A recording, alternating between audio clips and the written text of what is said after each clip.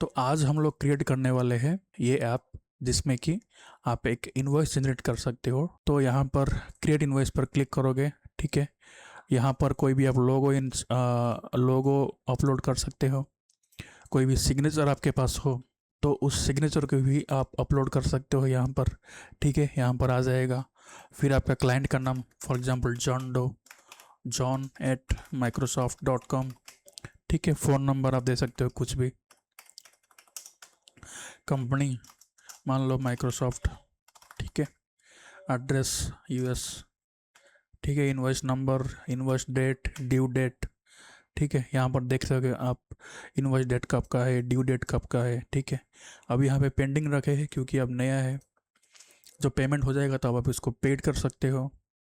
फिर service name आप यहाँ पे डाल सकते हो, वेबसाइट डिज़ाइन है या फिर ग्राफिक डिज़ाइन है, ठीक है, या फिर डिजिटल मार्केटिंग है, कुछ भी आप यहाँ पर लिख सकते हो। क्वांटिटी और प्राइस आप यहाँ पे दे सकते हो, मान लो 1 लाख, ठीक है। आप यहाँ पे मोर आइटम्स ऐड कर सकते हो प्लस क्लिक करने के बाद। Discount, sorry, tax and discount, तो जब एनेबल जीएसटी करोगे तो 18% का जीएसटी यहाँ पर ऑटोमेटिकली लग जाएगा। आप इस जीएसटी को भी आप चेंज कर सकते हो, जीएसटी परसेंटेज को। तो जब आप डिस्काउंट कैलकुलेट करोगे तो सब टोटल पर डिस्काउंट कैलकुलेट होगा, फिर जीएसटी कैलकुलेट होगा और ऑटोमेटिकली आपका टोटल भी आ जाएगा। फिर आप यहाँ पे आपका बैंक डिटेल दे सकते हो, आपका अकाउंट नंबर और यूपीआई आईडी, और फिर आप इसको सेव कर लेते हो, ठीक है। सेव होने के बाद आप इसको प्रिंट करवा सकते हो, ठीक है। जो कि आपका इनवॉइस है इस टाइप से जो है प्रिंट हो जाएगा, देखने के लिए अच्छा भी लग रहा है। आप इसको पीडीएफ की तरह डाउनलोड भी कर सकते हो, ठीक है। और आपका जो पीडीएफ है वो कुछ इस टाइप से दिखेगा। तो इस पर्टिकुलर इनवॉइस टूल को बनाने के लिए, जो कि बहुत ही इंटरेस्टिंग होने वाला है, हमका फ्रंट एंड लेयर चाहिए नेक्स्ट.जेएस फ्रेमवर्क का, जो कि आप सब लोग को पता है। नेक्स्ट.जेएस जो कि रिएक्ट का एक फ्रेमवर्क है, ठीक है, जिससे फ्रंट एंड भी मैनेज हो जाएगा और बैक एंड भी मैनेज हो जाएगा। टाइलविंड सीएसएस जो कि हमारे पेजेस को स्टाइलिंग करने के लिए काम में आएगा। फिर साइटसीएन यूआई कंपोनेंट, जो कि हमारे जो यूआई कंपोनेंट्स जैसे कि बटन्स हो गया, टैब्स हो गया, कार्ड्स हो गया, वो सब का एक कंपोनेंट लाइब्रेरी है जो कि रेडीमेड है, इसको हम लोग इंटीग्रेट करेंगे। फिर फ्रेम और मोशन, जो कि थोड़ी बहुत एनिमेशंस और मूवमेंट्स, ये सब के लिए, इफेक्ट्स के लिए हम इसको इस्तेमाल करेंगे, ठीक है। और इस इनवॉइस में क्या क्या मॉड्यूल होगा, client details form, service details grid, ठीक है, जिसमें आप वन बाई वन सर्विसेज इसमें डाल सकते हो। फिर प्राइसिंग ग्रिड भी रहेगा, ठीक है। प्राइसिंग में tax inputs, GST toggle switch, यानी कि जीएसटी आपको देना है कि नहीं देना है। फिर ड्यू डेट कब है, ठीक है। ये बेसिक होता है कोई भी इनवॉइस में, कोई भी फ्रीलांसिंग में। Real time UI updates, signature upload, आपका हर एक इनवॉइस में सिग्नेचर होता है ना, उस टाइप से। Invoice status. फिर आप इसको पीडीएफ में जब एक्सपोर्ट करोगे तो हम जेएस पीडीएफ इंजन का इस्तेमाल करेंगे, और ये सब बिना कोड के, क्योंकि मुझे भी कोडिंग नहीं आता है, ठीक है। तो इसमें डाउनलोड पीडीएफ का ऑप्शन भी रहेगा, प्रिंट फंक्शनलिटी भी रहेगा, ठीक है। तो इसको बनाने के लिए हम पहले प्रॉम्प्ट लाएंगे, कहाँ से, चैटजीपीटी से। So to generate this invoice give complete Cursor AI prompt. ये देखिए हमारे पास कंप्लीट जो प्रॉम्प्ट है कर्सर के लिए वो मिल चुका है। आपको कोई कर्सर के साथ चार्ट नहीं करना है, आपको एक ही बार में पूरा का पूरा प्रॉम्प्ट कॉपी करना है, ठीक है। फिर कर्सर में जाकर इसको पेस्ट कर देना है। पहले हम क्या करेंगे, हम हमारे पीसी में एक ऐसा फोल्डर बना लेंगे जिसमें कि कर्सर का जितना भी जो कोड जनरेट होगा वो इस फोल्डर में सेव होता रहेगा ऑटोमेटिकली। फिर हम कर्सर में जाएंगे, अभी हम लोग कर्सर में जाएंगे और जो भी हमारा फोल्डर होगा, ठीक है, उसको ओपन कर लेंगे। ओपन फोल्डर में जाके तो हमने जो फोल्डर है उसको ओपन कर लिया है। अब जो भी हमारा प्रॉम्प्ट था जो हमने चैटजीपीटी से कॉपी किया था उसको यहाँ पर पेस्ट करके, ठीक है, एंटर कर देंगे। और ध्यान रहे जो भी आपका एजेंट मोड है वो एनेबल रहना चाहिए, और जो भी आपका मॉडल्स है उसमें आप ऑटो रखना पड़ेगा, ठीक है। क्योंकि अगर कोई भी मॉडल, मान लो कोडेक्स हो गया या फिर क्लॉड का ओपस हो गया या फिर सोनेट हो गया, वैसे अगर आप एक पर्टिकुलर मॉडल को चूज़ करेंगे ना तो आपका प्रॉब्लम आने के चांसेस बढ़ जाते हैं, क्योंकि वो बहुत ही जल्दी जो है वो उसका जो क्रेडिट से वो एक्सपायर हो जाते हैं उसका टोकन्स। तो मैं ये सजेस्ट करूँगा कि आप ऑटो पे रखिए, ताकि कर्सर अपने हिसाब से जब उसको जो भी मॉडल चाहिए वो इस्तेमाल करेगा।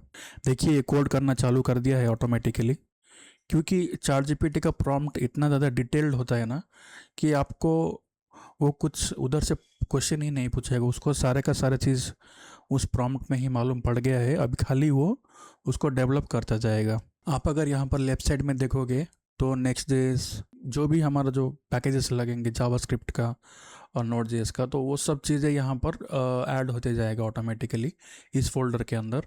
इसको कंप्लीट होने के लिए लगभग 10 से 15 मिनट लगेगा। जो भी इसको प्रॉम्प्ट दिए हो उसका जो भी ये समझा, तो इसको ये कुछ स्टेप में इसको डिवाइड कर लेता है, ठीक है। तो इसमें टोटली अगर इसको इस ड्रॉप डाउन को ओपन करोगे ना, तो आपको दिखेगा कि टोटली 6 टास्क्स इसको कंप्लीट करना पड़ेगा। पहला स्कैफोल्ड नेक्स्ट.जेएस 15 टेलविंड सर्चिन यूआई, ठीक है। पहले तो इसको जो भी ये लाइब्रेरीज और फ्रेमवर्क से इसको इंस्टॉल करना पड़ेगा ठीक से। दूसरा create types hooks data layer. तीसरा बिल्ड लेआउट। तीसरे में जाकर ये उसका यूआई बनाएगा, जैसे कि side bar, nav bar, theme toggle, ठीक है। जब उसको कंप्लीट हो जाएगा तो ये सारे के सारे चीज़ जो है स्ट्राइक डाउन होता रहेगा, ठीक है। जैसे कि अभी यहाँ पे हो गया है। इनवॉइस फ्लो अब रेडी हो चुका है, ठीक है। आप इसको पढ़ना पड़ेगा, front end only freelancer invoice generator, ठीक है। इसका कोई बैकएंड नहीं है। आप चाहे तो इसको ऑथेंटिकेशन डेटाबेस ये सब दे के आप सुपरबेस का इंटीग्रेट कर सकते हो उसका बैकएंड के लिए। कभी नेक्स्ट टाइम इसको ट्यूटोरियल में हम सुपरबेस भी इंटीग्रेट करके देखेंगे और उसका ऑथेंटिकेशन भी बनाएंगे। अभी क्या क्या हुआ है यहाँ पर हम लोकल होस्ट में जाकर चेक कर सकते हैं। तो न्यू टर्मिनल ओपन करेंगे और यहाँ पर npm run dev, ये इम्पोर्टेंट पार्ट होता है हमारे ऐप को लोकली रन करने का, यानी कि अपने ब्राउज़र में।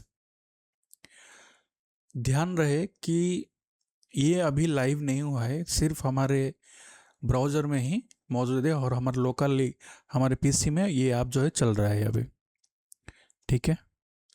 ये देखिए जब हमारे ब्राउज़र में हम चलते हैं तो ये एक डैशबोर्ड बन के हमारे लिए आ चुका है। क्रिएट इनवॉइस में क्लिक करते हैं, ठीक है। तो हमें ये फॉर्म आ जाएगा। पहले आपको यहाँ पर इनवॉइस स्टेटस जो कि पेंडिंग में ही रहेगा, कंपनी लोगो आपका यहाँ पे अपलोड करना पड़ेगा, ठीक है।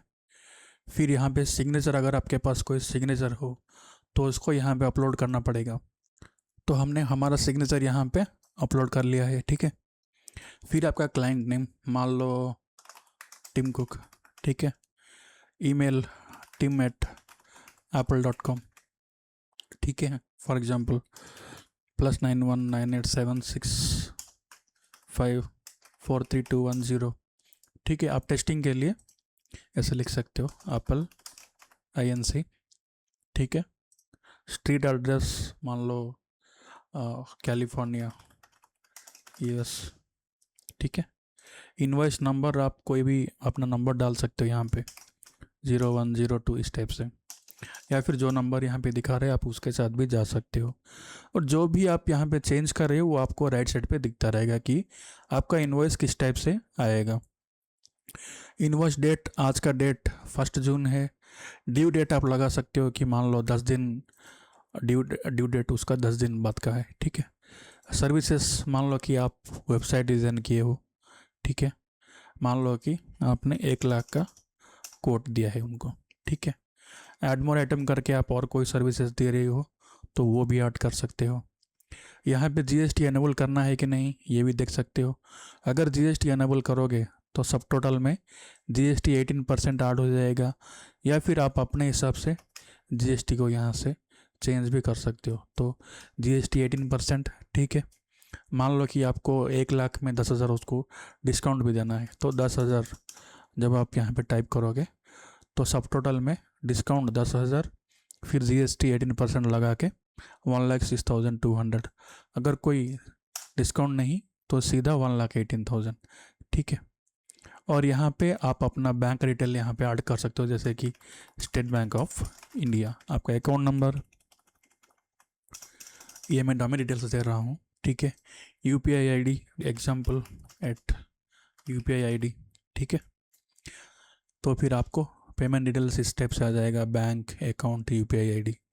और नोट्स में आप लिख सकते हो कि this invoice is due on 10th of June, so please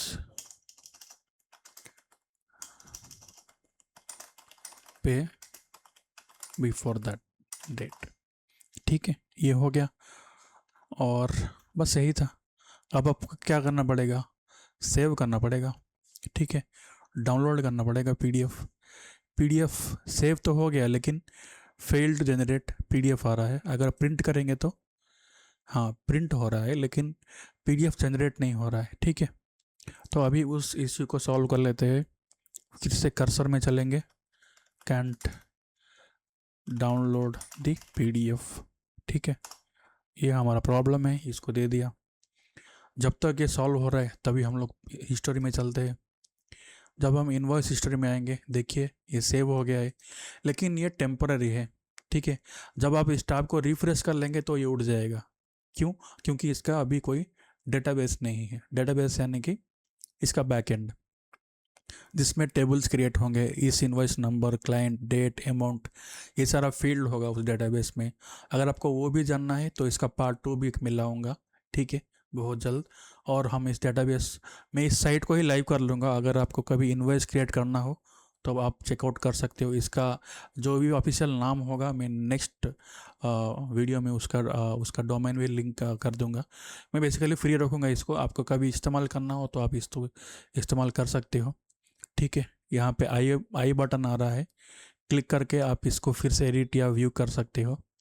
invoice history हो गया। सेटिंग्स में आओगे तो यहाँ पर आपका कंपनी का नाम, ठीक है, योर कंपनी नेम, फिर आपका ईमेल आईडी, फ़ोन एड्रेस, लोगो। ठीक है, सिग्नेचर आपको हर बार अगर अपलोड नहीं करना हो तो आप इसको सेव कर सकते हो।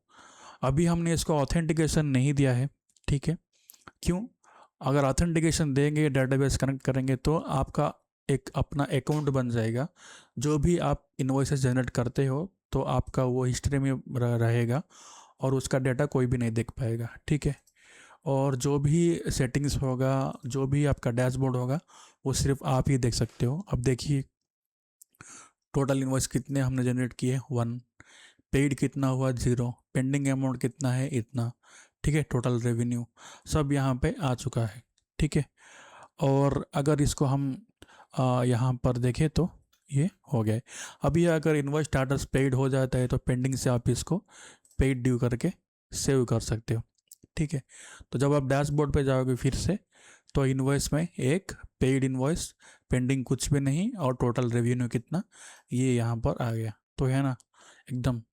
तो आपको वर्डप्रेस की ज़रूरत नहीं, आपको कोडिंग की ज़रूरत नहीं, सिर्फ प्रॉम्प्ट की मदद से और एआई टूल कर्सर की मदद से आप इतना बढ़िया एक प्लेटफॉर्म जो है आप वाइब कोड कर सकते हो। और यही है असली वाइब कोडिंग, कि आपको एक पावर देता है कि आप कोई कोडर नहीं हो, आप कोई टेक्निकल पर्सन नहीं हो, आपने कोई टेक्निकल कोर्स नहीं किया, आपका कोई टेक्निकल बैकग्राउंड ही नहीं है एजुकेशन में, फिर भी आप जो कोई भी आप चाहो, जो कोई भी वेबसाइट जैसे भी चाहो आप इसको कस्टमाइज कर सकते हो। ठीक है, तो अब यहाँ पर दिखा रहा है कि ये इशू फिक्स हो चुका है। ठीक, तो हमारे पास फिर से ये आ चुका है। एक बार हम हमारा पीडीएफ फिर से एक बार रिव्यू कर लेते हैं फॉर द फाइनल टाइम। ये देखिए, ठीक है, डाउनलोड पीडीएफ, और ये डाउनलोड हो चुका है। तो अब थोड़ा सा पीडीएफ ठीक लग रहा है। अब इसको हम लोग डिप्लॉय करते हैं। तो डिप्लॉय करने के लिए हमें गिटहब में जाना पड़ेगा। ठीक है, तो गिटहब चलते हैं, github.com, और यहाँ पर हमको यहाँ पे न्यू दिख रहा है आपको, तो न्यू रिपोजिटरी हमको क्रिएट करना पड़ेगा। ठीक है, अब इसको हम रख लेते हैं फ्रीलांसर इनवॉइस। ठीक है, ये अवेलेबल है, और यहाँ पर हम रीडमी ऑन कर लेते हैं, विजिबिलिटी प्राइवेट करके क्रिएट रिपोजिटरी करते हैं। यहाँ पर हम कोड पे चल के इस रिपो का लिंक हम कॉपी कर लेते हैं। उस रिपो का लिंक कॉपी करके यहाँ पर आकर पेस्ट कर लेते हैं, deploy this app to GitHub to this repo, link paste कर लेते हैं यहाँ पर। गिटहब आईडी कोई भी यहाँ पर डाल देता हूँ मेरा, और मेरा जो भी गिटहब का ईमेल आईडी है उसको भी मैं यहाँ पर टाइप कर लेता हूँ। जब आप गिटहब पे कोई भी आपका काम डिप्लॉय करते हो तो वो क्लाउड पे जाकर स्टोर होता है। गिटहब इसीलिए बना है कि जो भी आपका फाइल्स है, जो फोल्डर है, आपका अभी लोकली आपका कंप्यूटर पर है, लेकिन जब आप उसको क्लाउड पर स्टोर करते हो तो गिटहब पर आप उस कोड को होस्ट करते हो। ठीक है, प्राइवेट रखा है उस फोल्डर को, ताकि कोई दूसरा बंदा उस कोड को डाउनलोड ना कर पाए और उसको अपने काम के लिए इस्तेमाल ना कर पाए। ठीक है, कोई भी अगर ओपन सोर्स कर लेता है, यानी कि पब्लिक रखते हो, तो उसको ओपन सोर्स कहा जाता है। ठीक है, तो अब देखिए your app is on GitHub, तो हमारे रिपोजिटरी में आ गया है। जब हम हमारे गिटहब को रिफ्रेश करते हैं, ये देखिए जो भी हमारा कोड है, जो भी हमारा फाइल्स है, यहाँ पर आ गया है। ठीक है, इसका कोई लिंक नहीं होगा। ठीक है, और इसको आपको अभी वर्सल पर होस्ट करना है, तो अभी हम वर्सल पर चलते हैं। अच्छा, जो मैं रीडमी का एनेबल किया था ना, उसको करने से आपका जो भी आपका जो मतलब काम है वो सब कुछ फीचर्स है, और उसको npm इंस्टॉल npm रन रहे, ये आपका पूरा एक डॉक्यूमेंटेशन के तरह क्रिएट हो जाएगा। एक डॉट md फाइल में ये क्रिएट हो जाएगा, और इसको आप पढ़ सकते हो। आप फीचर डिफरेंसेस के लिए कोई भी अगर दूसरे डेवलपर्स को आप दे रहे हो अपना ये, तो आप उसको ये दे सकते हो। ठीक है, अभी वर्सल पे चलते हैं, यहाँ पर ऐड न्यू प्रोजेक्ट क्लिक कर लेते हैं। ठीक है, क्योंकि हमारा गिटहब पहले से लिंक है, पहले आपको वर्सल में आपका गिटहब लिंक करना पड़ेगा, और जब आप अपना यहाँ पर अपना गिटहब का आईडी चूज़ कर लेते हो, तो यहाँ पर आपका जो भी रिपोस है वो सब लिस्ट हो जाएगा।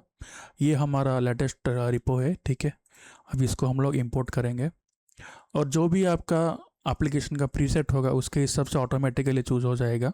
नेक्स्ट पे मैं ज़्यादातर काम कर लेता हूँ। ठीक है, और यहाँ पर ये चूज़ करके मैं डिप्लॉय कर लूँगा। अभी फाइनली हमारा साइट जो है एक टेम्पररी लिंक के अंडर होस्ट हो जाएगा, और वो इंटरनेट पर फाइनली लाइव हो जाएगा। ठीक है, तो ये पूरा प्रोसेस है एक ऐप को वाइब कोडिंग करने से लेकर गिटहब में डिप्लॉय करना, और वर्सल या फिर आपका कोई अपना वीपीएस सर्वर्स हो तो उसमें होस्ट करना। वीपीएस में आप कैसे कर सकते हो, अगर आपका कोई क्विलिफाई का सर्वर हो या फिर कोई दूसरा सर्वर हो, ठीक है, होस्टिंगर में आप वीपीएस ले सकते हो, तो उसमें अगर आप अपना गिटहब कनेक्ट कर लेते हो तो सेम इसी तरीके से आप वहाँ पर भी अपने ऐप को या फिर अपने वेबसाइट को लाइव कर सकते हो, ऑनलाइन कर सकते हो इंटरनेट पर। तो finally congratulation, you just deployed a new project, continue to dashboard. यहाँ पर डोमेन्स में हमको एक वर्सल ऐप का एक डोमेन मिल जाएगा टेम्पररी। इसको जब हम ऑनलाइन पे जाएंगे देख सकते हो, क्रिएट इनवॉइस। तो हमारा पार्ट 1 जो है अभी कंप्लीट हो चुका है। हमने फ्रंट एंड जो भी हमारा इनवॉइस का वेब एप्लीकेशन था, हमने उसको बनाया, उसको इंटरनेट पर लाइव किया। पार्ट 2 में हम लोग देखेंगे कि उसको डेटाबेस से कैसे कनेक्ट करना है, उसका बैकएंड कैसे बनाना है, और उसमें ऑथेंटिकेशन कैसे ऐड करना है कि कोई भी यूज़र अपने यूज़र आईडी यानी कि अपने ईमेल आईडी और पासवर्ड के ज़रिए उसमें अकाउंट्स क्रिएट्स कर सकता है, और उसमें लॉगिन कर सकता है, और अपने पूरा डेटाबेस जो है वो मैनेज कर सकता है। और जो भी अपना इन्वॉइसेस है, अपनी कंपनी है, अपना ब्रांड है, लोगो, सिग्नेचर, वो सब कुछ उसका प्राइवेट रहेगा, और वो सब कुछ वो खुद ही मैनेज कर सकता है। ठीक है, थैंक यू वेरी मच।